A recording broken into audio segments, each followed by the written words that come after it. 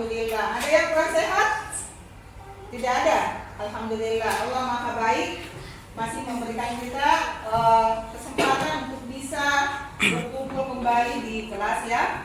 Hari ini sebelum kita mengawali agenda kita hari ini adalah membuat kesepakatan kelas, karena kita akan menjalankan pembelajaran selama 1 tahun ke depan. Jadi sebaiknya baik kalian maupun ibu guru, tentunya kita semua memiliki atau mempunyai kesepakatan di dalam kelas.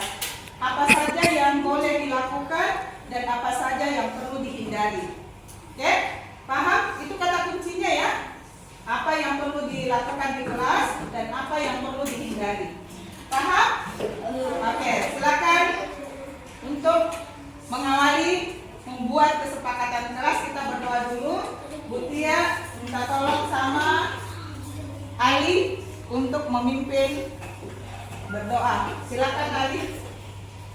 Istahid siap. Posisi berdua. Tangan diangkat kepala.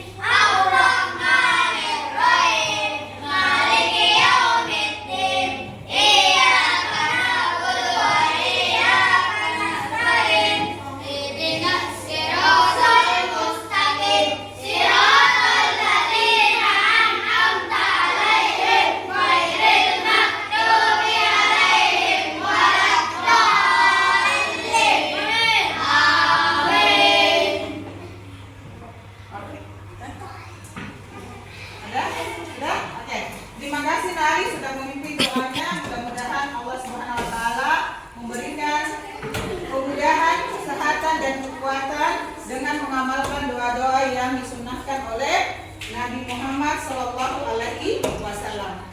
Oke, are you ready? Ready?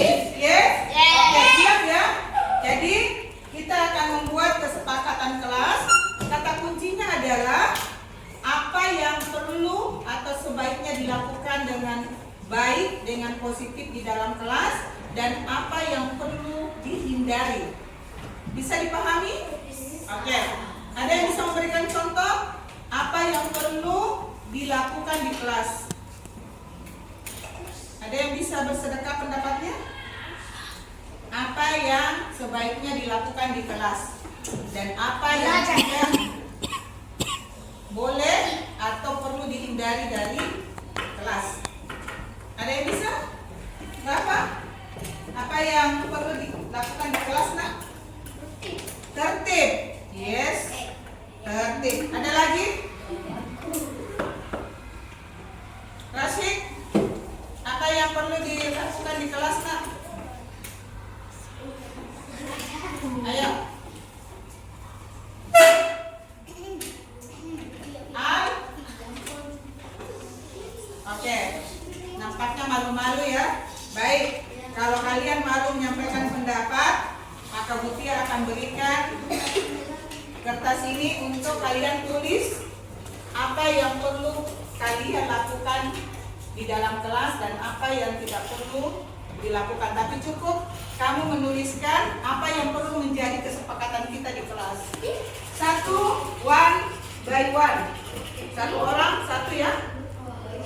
Oke, silakan dituliskan satu. Ya.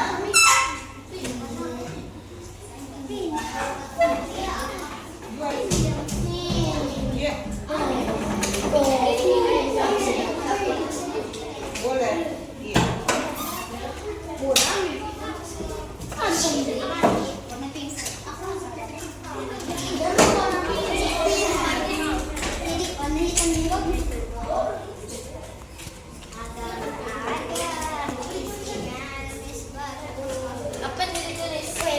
Ya, silakan tulis apa yang menurut kalian bagus disepakati di dalam kelas ini pembelajaran yang tidak mengganggu proses pembelajaran di kelas. Mulai dari kalian datang sampai pulang.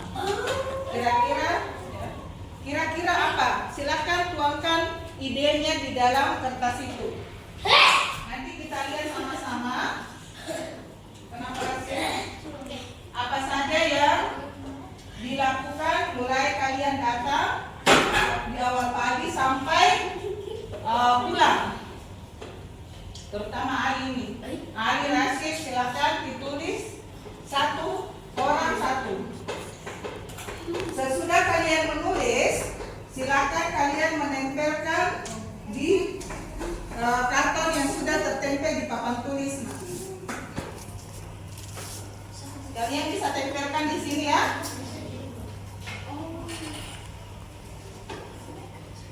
Apa yang sebaiknya kita lakukan yang tidak mengganggu kenyamanan kelas.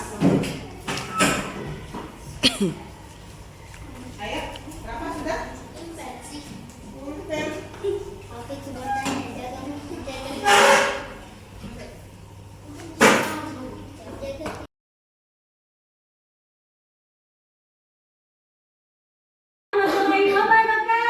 Waalaikumsalam warahmatullahi wabarakatuh. Bapak Ibu guru, sudah kurang lebih 2 bulan kami mengikuti guru penggerak dan kini hari ini kami akan sharing atau diseminasi atau penyebaran materi-materi yang sudah kami dapatkan.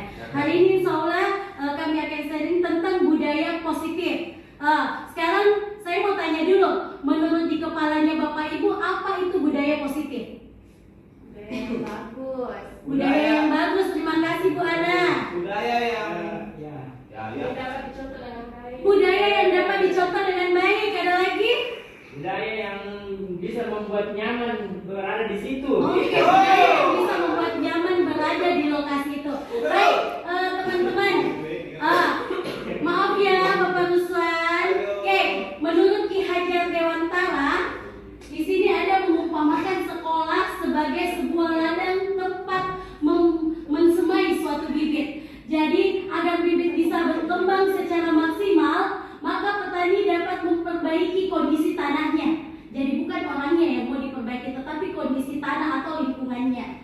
Di sini memelihara bibit tanaman, memberi pupuk dan air, membasmi ulat-ulat atau jamur-jamur. Jadi memang banyak faktor ya yang bisa mengakibatkan suatu tanah yang dapat tumbuh dengan subur.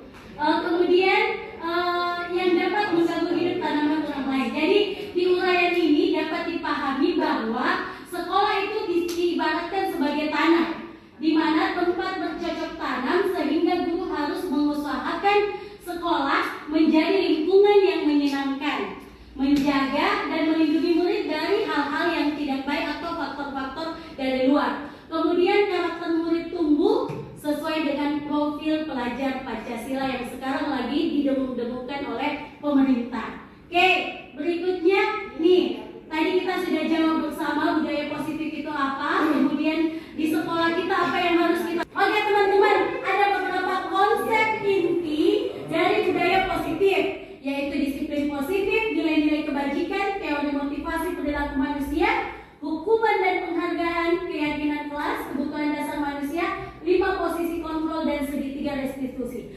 Tentunya dari ke-8 hal ini itu bisa mengakibatkan siswa kita dapat berkembang jauh lebih baik dengan lingkungan yang kondusif. Oke, berikutnya di sini disiplin positif. Ketika teman-teman mendengar kata disiplin, apa yang terbayang dari benak teman-teman? Teratur, tertib, patuh. Ya, oke. Ketiga jawaban tadi adalah rangkuman dari disiplin itu sendiri. Jadi ada keteraturan, ada teratur dan sebagainya. Nih, di sini ada disiplin positif ya teman-teman. Silakan dilihat. Ini adalah maksud dari disiplin itu sendiri dari beberapa kata yang diambil baik dari Latin maupun dari pengertian disiplin positif itu sendiri. Kemudian nilai-nilai kebajikan. Berikutnya ada keyakinan kelas. Keyakinan kelas sebenarnya itu sama dengan aturan-aturan yang sudah kita sepakati bersama dengan siswa di dalam kelas. Jadi ketika keyakinan kelas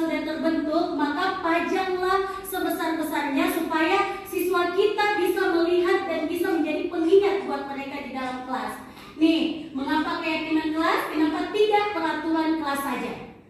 Oke, perlu diketahui ada perbedaan dari segi konsep kata, keyakinan, dan peraturan. Kalau peraturan itu kata-katanya diawali dengan tidak melakukan makan di dalam kelas. Tetapi kalau keyakinan kelas itu lebih positif di kata-katanya. Misal, sebaiknya makan dan minum di kantin atau setelah selesai belajar. Oke?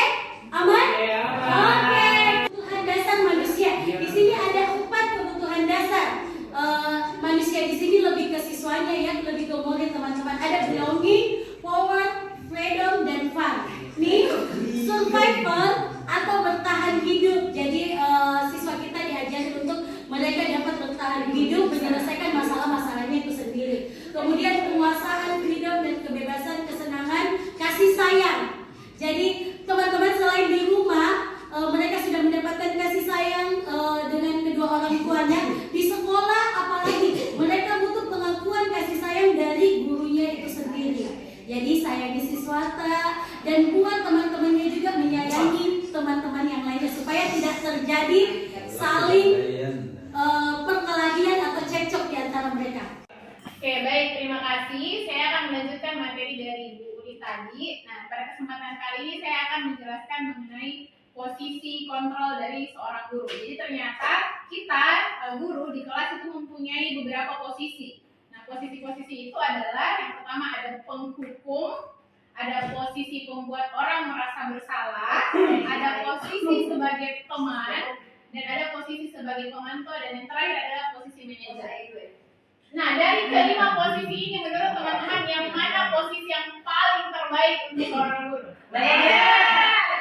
Kenapa manajer? Karena dia bisa mengkoordinir semuanya. Oke, berarti saat ini teman-teman berada di posisi mana biasanya? Manajer dong. Oh, Masya Allah. Biasanya kayak tidak setuju. Dari kelima posisi ini yang pertama adalah posisi penghukum. Nah, posisi penghukum di sini adalah seorang penghukum bisa menggunakan hukuman fisik maupun verbal.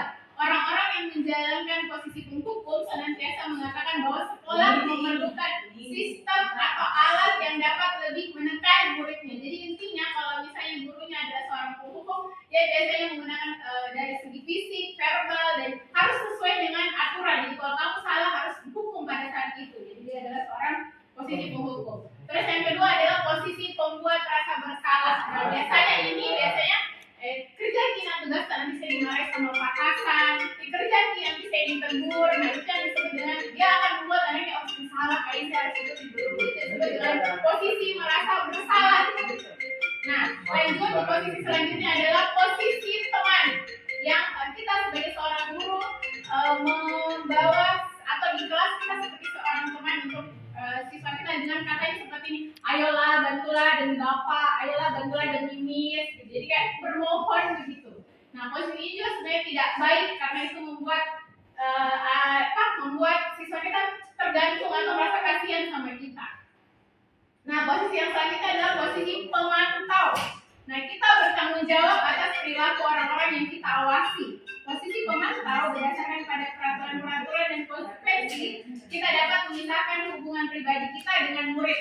Sebagai seseorang yang menjalankan seorang pemantau, sanksi atau sangat mengandalkan perhitungan, catatan, data, itu mereka sangat memperhitungkan itu. Nah, posisi yang paling baik atau yang harusnya diterapkan di kelas adalah posisi manajer, seperti yang teman-teman alhamdulillah sudah menerapkan di kelas. Jadi posisi ini yang paling ideal. Kita sebagai manajer, kita mengkoordinir di kelas, kita tidak langsung menjudge, kita tidak langsung menghukum siswa kita kalau ada yang bersalah. Kita cari dulu penyebabnya apa, kenapa bisa seperti itu. Nah, ini materi mengenai posisi kontrol. Selanjutnya akan dilanjutkan oleh teman saya, silakan Bu Isra. Baik teman-teman, saya akan melanjutkan sharing kita dengan materinya yaitu segitiga restitusi. Kalau pertama kali saya mendapatkan materi ini, saya ingat guru BK karena di sekolah kita kan ada guru BK. Nah, ternyata tugas kita di kelas itu juga ada menyelesaikan masalah siswa.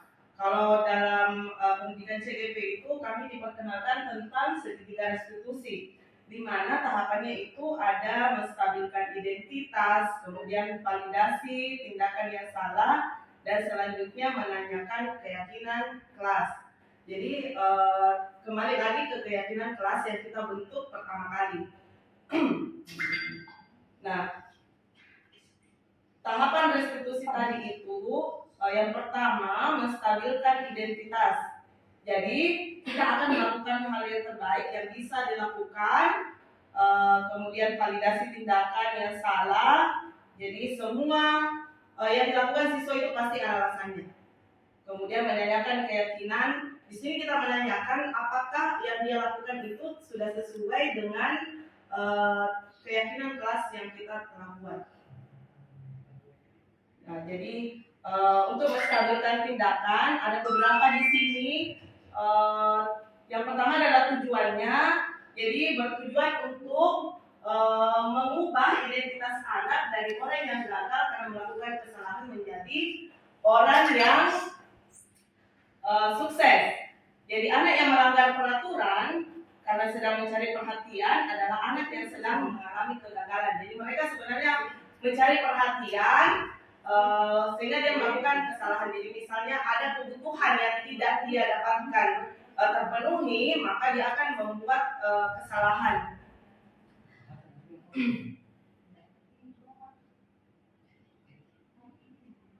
Menstabilkan identitas itu kita mencoba mengembalikan identitasnya anak-anak dari berbuat salah menjadi dia menjadi lebih sukses atau berbuat sesuai dengan keyakinan kelas. Kalau beberapa pertanyaan yang bisa atau beberapa kalimat yang bisa ditanyakan kepada anak pada saat menyelesaikan masalah, yaitu bisa kita gambar buat salah itu tidak apa-apa. Nah, semua orang pernah melakukan kesalahan. Jadi kita membuat anak tersebut menstabilkan kembali dirinya supaya dia tidak sangat down dengan apa yang dia lakukan. Jadi bisa juga ditanyakan, kamu berhak merasa begitu. Ibu tidak tertarik mencari siapa yang salah, tetapi mencari solusi dari masalah ini. Oke, mungkin untuk materi selanjutnya bisa disampaikan oleh rekan saya. Silakan Putih. Oke, baik. Terima kasih teman-teman. Saya akan melanjutkan dari penjelasan Ibu Isra terkait dengan segitiga restitusi. Jadi segitiga restitusi ini adalah salah satu cara yang digunakan untuk bisa mengatasi masalah tanpa masalah. Oke, baik. Poin kedua ini adalah menstabilkan identitas. Seperti tadi yang disampaikan oleh Bu Isra, ada beberapa kalimat-kalimat positif yang bisa disampaikan ke anak ketika melakukan sebuah kesalahan di dalam kelas. Kemudian berikutnya setelah ini ada validasi tindakan yang salah. Jadi kita setiap tindakan yang dilakukan dengan suatu tujuan, yaitu memenuhi kebutuhan dasar. Jadi tadi yang sudah disampaikan oleh rekan saya tentang 5 kebutuhan dasar manusia. Kemudian jika kita memahami kebutuhan dasar, maka yang mendasari sebuah tindakan, jadi dalam hal ini tindakan yang dilakukan oleh anak-anak kita di kelas, maka dapat ditemukan cara-cara yang paling efektif. Nah, di sini ada panduan beberapa contoh kalimat yang bisa digunakan seperti, padahal kamu bisa melakukan yang lebih buruk dari ini. Jadi apa kesalahan yang dia perbuat itu tetap sebenarnya kita menghargai sebagai bentuk menstabilkan tindakan. Ya. Kemudian kalimat positif lainnya itu seperti kamu pasti punya alasan mengapa melakukan hal seperti itu atau mengapa melakukan kesalahan itu. Berikutnya, kamu patut bangga pada dirimu karena kamu telah melindungi sesuatu yang penting buatmu. Nah, ini ada beberapa contoh-contoh kalimat positif yang bisa digunakan untuk memvalidasi kesalahan-kesalahan yang dilakukan oleh siswa kita di kelas. Berikutnya, menanyakan keyakinan. Nah, di sini maksudnya menanyakan keyakinan itu berdasarkan teori kontrol, menyatakan bahwa kita pada dasarnya itu termotivasi secara internal. Ketika identitas sukses telah tercapai, maka tingkah laku yang salah telah divalidasi. Nah, ini ada beberapa tahap langkah-langkahnya. Ini sudah termasuk teori kontrol langkah 1 dengan langkah 2. Berikutnya adalah pertanyaan-pertanyaan yang diajukan ketika kita menanyakan keyakinan kelas. Nah, di sini pertanyaan-pertanyaan di bawah ini menghubungkan keyakinan anak dengan keyakinan kelas atau keyakinan yang ada di dalam lingkungan keluarganya. Jadi bukan hanya di sekolah, tapi juga di rumah. Itu harus ada korelasi atau hubungan antara rumah dengan sekolah. Nah, kalimat positif juga yang bisa digunakan ketika kita ingin memastikan keyakinan kelas apa yang sudah disepakati, baik di rumah maupun di sekolah. Kemudian ini, apa yang kita percaya sebagai kelas atau keluarga. Nah, di sini juga pasti kita nilai-nilai umum yang telah kita sepakati. Apa nilai-nilai dari sebuah kesalahan yang dilakukan tersebut. Lalu berikutnya, apa bayangan kita sebagai kelas yang ideal. Jadi anak-anak itu ditanyakan semua kalimat-kalimat ini untuk menggali apakah anak kita ini setelah melakukan kesalahan ini dia paham atau tidak dengan kesalahan yang diperbuat. Terakhir, kamu mau jadi orang yang seperti apa? Nah, ini rasanya sangat membantu kita untuk bisa memecahkan sebuah masalah yang terjadi di kelas kita. Kemudian ini ada ciri-ciri daripada segitiga restitusi. Kenapa dikatakan segitiga? Karena itu tadi 3. Jadi yang pertama menstabilkan, kemudian validasi, dan ketiga keyakinan. Kita bisa melihat di sini ada beberapa ciri, ya, ciri-ciri restitusinya. Nanti penjelasan selanjutnya akan dilanjutkan oleh Bapak Ruswan. Silakan. Jadi orang yang dia inginkan. Pertanyaan di bawah ini menghubungkan keyakinan anak dengan keyakinan kelas atau keluarga. Beberapa pertanyaan positif kepada siswa yaitu apa yang kita percaya sebagai kelas atau keluarga. Kemudian yang kedua, apa nilai-nilai umum yang telah kita sepakati. Terus apa bayangan kita sebagai kelas yang ideal. Kemudian kamu mau jadi orang yang seperti apa? Ya. Kemudian ada beberapa ciri-ciri restitusi. Ada yang tahu ciri-ciri restitusi? Jadi poinnya itu ada berapa ini buahnya? 1, 2, 3, 4, 5, 6, 7, 8, 9. 9 dong. 9 ciri-ciri restitusi. Yang pertama itu restitusi bukan untuk menebus kesalahan, namun untuk belajar dari kesalahan. Kemudian yang kedua, restitusi memperbaiki hubungan. Kemudian yang ketiga, restitusi adalah tawaran bukan fakta. Restitusi menuntut untuk melihat ke dalam diri. Restitusi mencari kebutuhan dasar yang mendasari tindakan. Kemudian restitusi adalah cara yang paling baik. Kemudian restitusi fokus pada karakter bukan tindakan. Restitusi menguatkan, restitusi fokus pada solusi. Dan terakhir, restitusi mengembalikan murid yang bermasalah pada kelompoknya. Ya, jadi itu bagian daripada segitiga restitusi. Ya, kesimpulannya dari kesimpulan itu dia kan